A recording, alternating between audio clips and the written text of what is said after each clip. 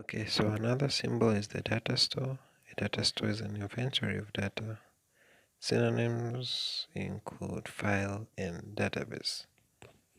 So a data store symbol is used in DFD to represent data that the system stores because one or more processes need to use the data at a later time. For instance, instructors need to store student scores on tests and assignments during the semester so they can assign final grades at the end of the term. Similarly, a company stores employee salary and deduction data during the year in order to print the W-2 forms with total earnings and deduction at the end of the year. A DFD does not show the detailed contents of a data store. The specific structure and data elements are defined in the data dictionary, which we will see at a later time. So the physical characteristics of a data store are important because you are concerned only with a logical model. Also, the length of time that the data is stored is unimportant. It can be a matter of seconds while a transaction is processed, or a period of months while data is accumulated for year-end processing. What is important is that a process needs access to the data at some point in time. So in DFD, the name of the data store appears between the lines and identifies the data it contains. A data store name is a plural name consisting of a noun and adjective if needed.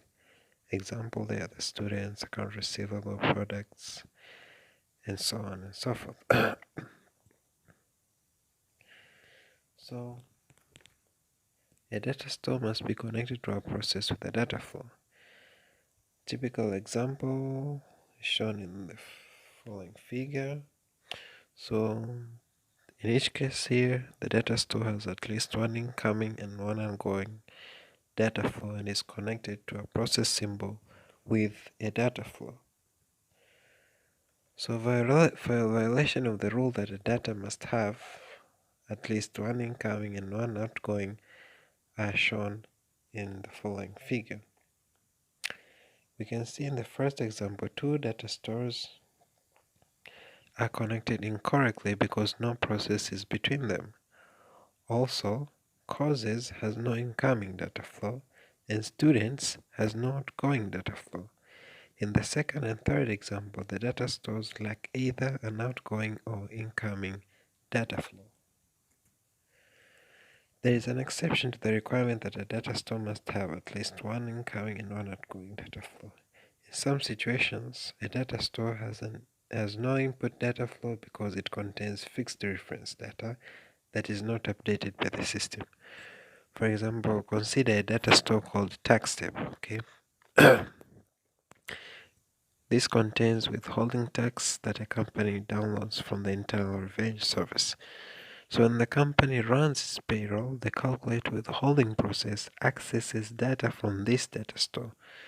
On a DFD, this will be represented as a one-way outgoing data flow from the tax table data store into the calculate withholding process.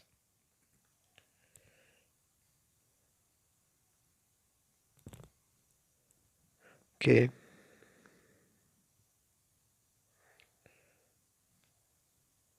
So going to another symbol, that is the external agents.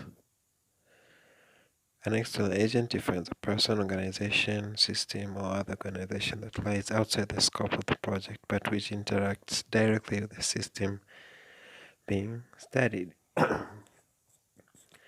So an example of an external agent could be maybe bank in a student registration system.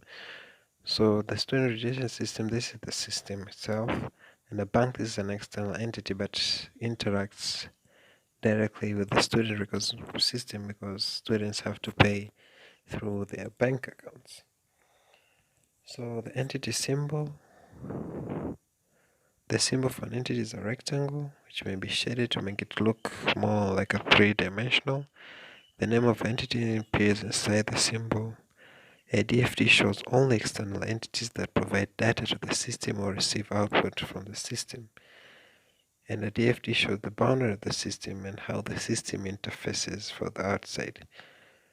For example, a custom entity submits an order to an order processing system.